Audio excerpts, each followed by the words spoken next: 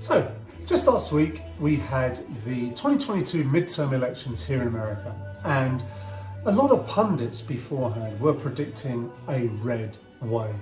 By the way, don't get me started on the fact that the Conservative Party in this country is red, whereas in the whole rest of the world that's socialists and communists, but whatever. To me it sounds like, well, the Red Menace, Red Dawn, better dead than red, but yeah, maybe that's true as well. Anyway, there was a prediction of a red wave, and so I'm today wearing, it's the best I've got, it's a red t-shirt, but it's from Huanchaco, the surfing capital of Peru on the northern coast near Trujillo. And so I thought, well, red wave surfing, that seems kind of appropriate. And of course it's kind of interesting because that red wave did not actually happen. More of a red splash. Yes, it is true to just today, and today being the 16th of November, we found out that yes, the Republicans with a slim majority have taken back the House of Representatives, but they did not take the Senate. So things may be not as bad for Democrats as we might have expected. And of course, some of the reasons for this, well, there's lots of them. One is the showing up at the polls of Gen Z. There's now a Gen Z representative, 25 years old, I believe. But also the fact that Donald Trump kind of endorsed a range of super dodgy candidates. Now, Herschel Walker might still win, and what a nightmare, terrible candidate that idiot was. Holy Toledo. But also Dr. Oz. Luckily, the sensible candidate, John Fetterman, did win there, and in a number of other places as well. So there was no red wave. However, there was a lot of expectation of it, so much so that I thought, oh, there's got to be a cocktail for a red wave. So I went on the internet and I looked red wave cocktail, and yes, I did find this sign, and it's from Seminole County in Florida. The GOP were going to be serving the Republican Victory signature cocktail, the Red Wave. There's an exclusive cocktail created specifically for this Republican Victory. By the way, Victory is all spelled with a capital V. Reminds me of Victory cigarettes in the book 1984. Anyway, we're going to do this. It's a clever idea. I wouldn't say it's the world's greatest cocktail, but we're going to make it here because I got the recipe. They didn't give me any sort of proportions, but I think I can figure it out. It is a vodka drink, and it's actually specifies Smirnoff vodka. And the whole idea of it being a Russian name, even though it's an American company, is kind of, aren't you thinking about Trump and his collusion potentially? But I guess not. Anyway, I'm using my Olympia vodka instead, something from the West is Best coast, right? Here from Washington. And this calls for 2 ounces of vodka.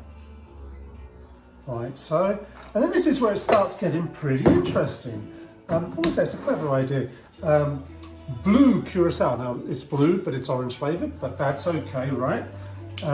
We are going to put 1 ounce of that in there. And everyone's saying, wait a minute, what is going on here? By the way, I did not sample this cocktail beforehand. I'm going to assume that we've come up with exactly what they asked for, and it'll be just fine. Maybe we'll just stir that a bit to get the blue in there. And then we get ourselves some Sprite. And I happen to have a can of Sprite in the fridge from the summer. I was amazed I could remember it. We were just out and got the Flaming Lips playing in the background. I was at the Flaming Lips at the weekend, seeing them in concert. Fantastic. If you ever get a chance to see the Flaming Lips, see the Flaming Lips. Really, really good show. Anyway, back to the cocktail. Sorry for the slight diversion there. Anyway, we're going to just top this up with Sprite. And everyone's like, wait a minute, what is going on here? And let's just put that in there. What are we talking about, a red wave? And I'll just stir that. Look at that delicious blue drink. And this is what they say they do. They say, take your server, they say, or actually the bartender, that is me of course, is going to get some grenadine. And I do have some sort of slightly posher grenadine, but I looked at it and it's not really very red, you know, it looks a bit too organic, I think.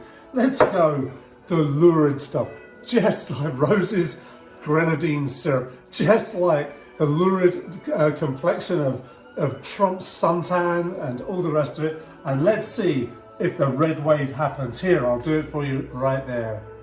And we'll go here. And there is the red wave taking over. No, it's not.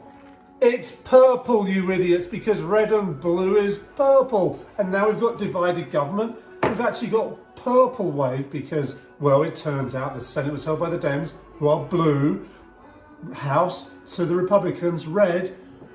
Yeah, but the Dems still got the presidency, I suppose. Anyway, let's just make this as delicious as we can. I think this is, in your wildest dreams, is that? I mean, look at it. Compare it to my shirt. It doesn't look very red, does it? Anyway, let's put an equally not red cherry in. I'll put a posh cherry in, which more than this drink deserves, I think. There we go. One Luxardo style cherry.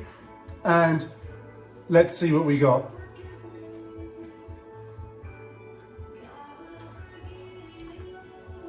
Well, that is like a grown-up Shirley Temple mocktail for kids.